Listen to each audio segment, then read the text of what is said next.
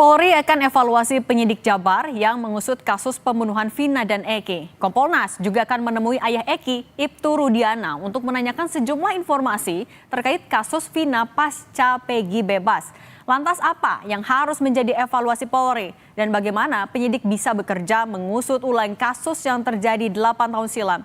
Kita bahas bersama sejumlah narasumber. Sudah bergabung bersama kami mantan Kabar Eskrim Pak Susno Duaji, Ketua Umum Pradi yang juga kuasa hukum 7 terpidana Bung Otto Hasibuan, dan praktisi hukum Bang Pitra Romadoni. Pak Susno, Bung Otto, dan juga Bang Pitra, selamat sore. Selamat sore, itu sehat selalu. Amin. Saya mau ke Bang Otto dulu. Bang Otto, benarkah ada rencana kuasa hukum terpidana mau melaporkan Ibtu Rudiana terkait kasus Vina? Dasarnya apa? Saya mendapat kabar dari tim yang ada di Bandung, yang merupakan tim juga dari BPN. Mereka sudah memutuskan untuk akan melaporkan Ibtu Rudiana ke Barreskrim Polri, kalau saya tidak keliru besok. Ya, jadi semuanya itu sebenarnya sesuai dengan apa yang sudah diputuskan oleh polisi.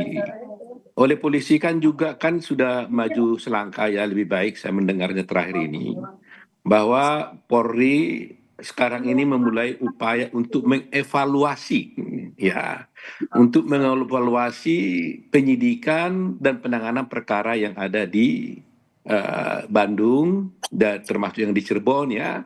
Sehingga kalau polisi sudah mau mengevaluasi, ini menurut saya suatu itikat baik yang harus dihormati, gitu ya.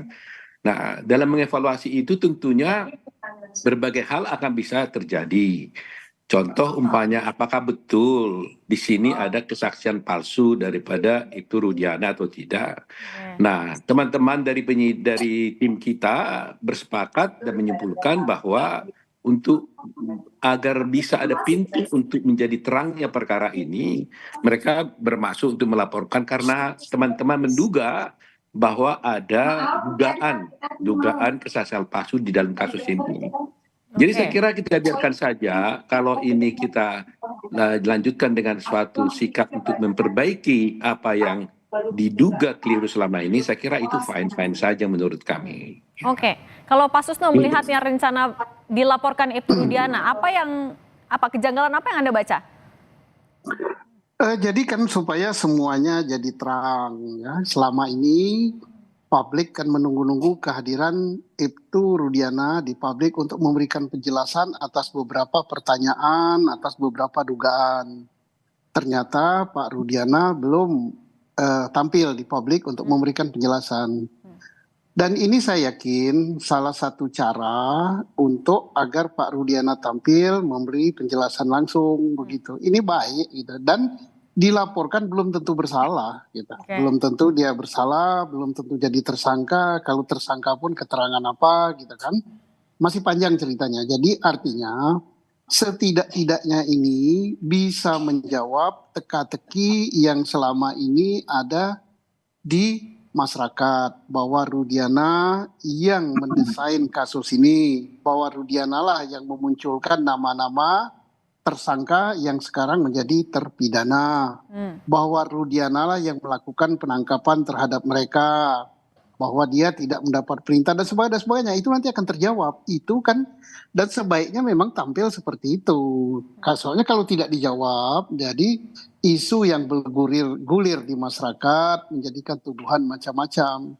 Dan lebih bagus lagi, kita sudah mendengar dari Kabar Eskrim, ya, beberapa kemarin kalau tidak salah, mengatakan akan mengaudit atau akan mengadakan evaluasi terhadap penyidikan ini. Kalau evaluasi itu, dan dia katakan evaluasi 2016, evaluasi juga sampai ke 2024. Ini suatu langkah yang bagus gitu.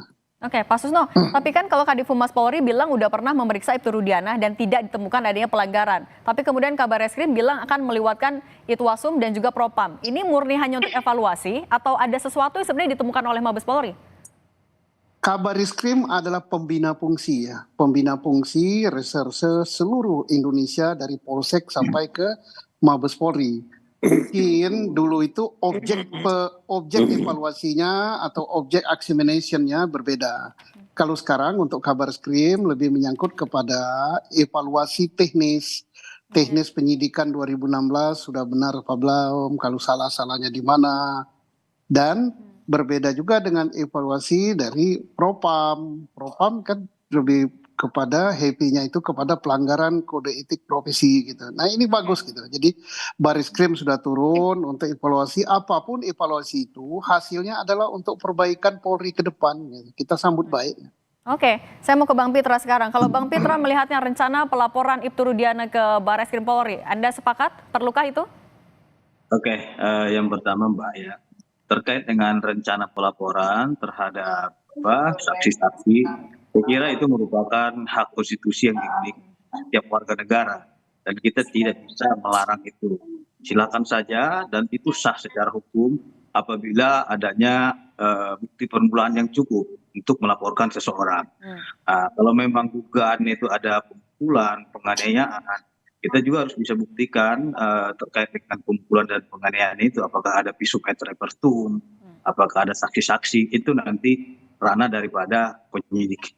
Saya kira terkait dengan kasus ini juga ya Mabes Polri juga sudah tegas telah menurunkan tim asistensi yang tergabung dari Irwasda, Irwasum dan Propam serta dengan Barreskrim Mabes Polri yang mana tujuan tim asistensi ini untuk melakukan evaluasi terkait dengan penyidikan yang mendalam dari teknisnya mulai dari 2016 sampai sekarang. Memang kita ketahui bahwasannya baru-baru ini Polda Jawa Barat telah dinyatakan penetapan tersangka terhadap PS ini tidak sah, sehingga saya kira tim asistensi ini perlu untuk mempelajari dan mendalami apa yang menjadi penyebab sehingga formil terkait dengan pra peradilan ini tidak sah secara hukum. Nah, kalau yang kita pelajari dan berdasarkan putusan yang kita teliti, bahwasannya putusan pra peradilan nomor 10 yang diputuskan oleh Hakim Tunggal Eman Sulaiman ini terkait dengan syarat formil pemanggilan terhadap calon tersangka dan belum ada dilakukan pemeriksaan terhadap calon tersangka ini sehingga hakim menilai aspek formilnya itu terpenuhi untuk dijadikan sebagai tersangka. Seperti itu.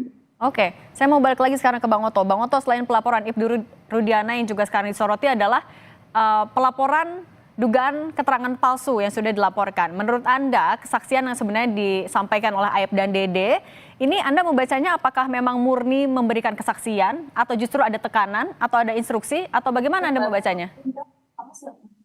Ya, saya melihat begini ya, kalau kita membaca secara teliti berkas perkaranya, di sana kan sudah kita lihat, pertama bahwa para tersangka ini pertama kali diperiksa itu nggak didampingi oleh pengacara. Dari sini saja sudah merupakan suatu pelanggaran hak asasi dan kalau kita runut dengan putusan Mahkamah Agung bahwa semua perkara-perkara yang tersangkanya itu tidak pernah diperiksa didampingi oleh pengacara, apalagi kasusnya ini dengan ancaman hukuman di atas 5 tahun, apalagi hukuman mati, semuanya itu dibatalkan oleh Mahkamah Agung. Ya, nah memang dalam kasus ini, ketika pemeriksaan pertama dia tidak pernah didampingi pengacara, ada juga yang kemudian pemeriksaan kedua akhirnya diberikan bantuan hukum. Nah, tetapi kan di sini suatu hal yang sudah salah sebenarnya kan, ya. Jadi nggak bisa dibantah-bantah di situ. Nah, cuma kesalahan-kesalahan seperti ini ya harus diperbaiki. Nah, terus terang aja saya belum membaca semua berkas, apakah memang ada yang semuanya itu sampai ke pengadilan itu tidak didampingi pengacara atau tidak. Tapi dari beberapa yang saya mulai baca, di pemeriksaan pertama nggak didampingi pengacara. Padahal itu mandatori, wajib hukumnya. Ketentuan pasal 56 KUHP, ya, wajib hukumnya, dan itu harus diberikan. Dan juga kita lihat putusan Mahkamah Agung semua membatalkan putusan-putusan yang kalau tersangkanya itu tidak diperiksa di penyidikan, ya. Walaupun kemudian di Mahkamah Agung di pengadilan didampingi, tetap pemeriksaan di polisi itu harus. Nah, nanti akan saya periksa apakah memang semuanya seperti itu gitu ya. Nah, jadi ya ingin saya sampaikan adalah bahwa biar bagaimanapun tidak ada yang sempurna kan. Kalau sudah ada putusan yang membatalkan penetapan tersangka, ini kan suatu indikasi yang kuat, ya. indikasi yang kuat untuk menunjukkan ada kekeliruan-kekeliruan. Nah, sejauh mana kekeliruan itu, itulah yang harus dievaluasi oleh Polri. Oke. Jadi bagi saya ini suatu kemajuan. Ya, selama ini kan Polri kan bertahan terus tidak salah tidak salah. Tapi kalau dia mengatakan sudah mau mengevaluasi itu sudah bagus. Kita kan tidak juga ingin menyalahkan siapa-siapa. Kita ingin mendapatkan Polri yang baik, yang berwibawa dan jujur. Nah, dengan adanya pernyataan dari Kabar Reskrim akan melakukan evaluasi, mari kita dukung, kita lihat. Ya, kita berdua sama-sama. Kita pun dari tim lawyer nanti akan memberikan masukan. Ya, yang benar kita katakan benar, yang salah kita katakan salah. Oke. Semuanya itu untuk tidak menyalahkan Polri, tapi untuk mencari. Oke, baik. Bang Pitra. Satu hal yang saya sampaikan penting sekali nih. Oke, Jangan silakan. sampai polisi ini melakukan kesalahan karena adanya saksi-saksi yang bersaksi palsu. Kasihan polisi kan? Ya kan? Kalau sampai kesalahan polisi ini karena ada kesaksian palsu dari saksi, ini kan kasihan kepolisian. Jadi kita lihat juga gitu loh. Itu tujuan kita gitu. Oke, Terima kasih. baik. Bang Pitra, soal laporan palsu, ada juga laporan dugaan kesaksian palsu. Ini adalah salah satu saksi kunci tahun 2016 dan dihadirkan ke persidangan. Ketua RT Pak Pasren. Nah, usai Peggy bebas, Pak Pasren sebenarnya saat ini di mana? Dan udah diperiksa belum sama penyidik lagi? Oke. Terkait dengan Pak Pasren, ya beliau baik-baik saja dan berada di Cirebon dan tidak ada juga persoalan terkait dengan keterangan beliau. Sepanjang apa yang dia sampaikan di pengadilan itulah keterangan yang sebenarnya dari beliau. Terkait dengan saksi-saksi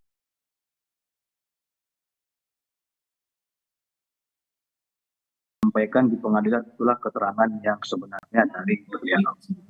Terkait dengan saksi-saksi yang diduga katanya palsu itu, tentunya ini kan semua sudah terjadi, baik dari tingkat penyidikan, penuntutan, dan pemeriksaan perkara di sidang pengadilan. Saya kira kalau memang ada dugaan yang diduga oleh rekan-rekan tim penasihat hukum, ya itu upaya hukumnya jelas diatur dalam pasal 42. Akan tetapi kita harus buktikan dulu kesaksian palsu yang mana yang disampaikan oleh saksi-saksi yang telah memberikan kesaksiannya di muka persidangan. Artinya apa? Jangan juga kita telah melakukan penghukuman melalui main hakim sendiri kepada seseorang tanpa adanya proses pemeriksaan dan adanya putusan pengadilan yang telah berkekuatan hukum tetap menyatakan seseorang itu telah memberikan saksi palsu. Itu saya kira akan menimbulkan harkat dan martabat seseorang itu tercemar atau pencemaran nama baik dan menimbulkan fitnah. Saya kira sebelum adanya pengujian yang dilakukan oleh penegak hukum, baik itu kepolisian, kejaksaan maupun pengadilan yang memeriksa terkait dengan tuduhan kesaksian palsu, saya kira kita harus menjunjung tinggi asas praduga tidak bersalah dan jangan kita langsung menuduh seseorang melakukan sumpah palsu ataupun saksi palsu, dan itu nanti akan menyedihkan bagi seorang individu apabila tidak terbukti seperti itu. Oke, saya mau ke Pak Susno. Pak Susno terakhir, ini dengan banyaknya laporan kesaksian palsu dan lain-lain, apa yang harus dilakukan Polri untuk mengurai benang kusutnya? Apa yang wajib dilakukan dalam proses evaluasi agar kasusnya semakin terang nanti ke depannya? Ya, laporan itu sebagaimana Pitra katakan tadi, siapapun boleh melaporkan dan Polri harus menerima. Nah, ini terkait saksi palsu, banyak sekali ya, silakan diterima, tapi jangan sampai juga terulang mereka ini dijadikan tersangka nanti tidak cukup alat bukti. Jadi sudah ada pengalaman tentang Peggy Setiawan, ya sama juga. Siapapun yang dilaporkan sebagai saksi palsu itu belum bisa jadi tersangka, baru calon tersangka. Maka proses pemeriksaannya harus dituruti apa putusan daripada kemarin gitu pra-peradilan, ya diterima laporannya, periksa saksinya, cari alat buktinya, minimal 2 alat bukti yang sah dan satu sama lain bersesuaian untuk menjadikan dia sebagai tersangka, baru jadi tersangka. Jadi kita makin lama makin dewasa gitu menyidik, jangan lagi pakai selonong boy gitu, pakai asal tangkap aja. Ini pengalaman yang bagus gitu, ya Pak Oto juga memberikan masukan yang bagus, kita pun sudah dapat pengalaman yang bagus di apa yang diputuskan oleh pra-peradilan kemarin. Oke, baik. Oke. Baik, Terima kasih Pak Susno Duaji, mantan Kabar Eskrim. Ada juga Bang Pitra Romadoni, praktisi hukum, dan Bang Oto Hasibuan, Ketum Peradi sekaligus kuasa hukum dari 7 terpidana. Terima kasih sudah berbagi di Kompas Petang. Dan terima kasih Bang Oto.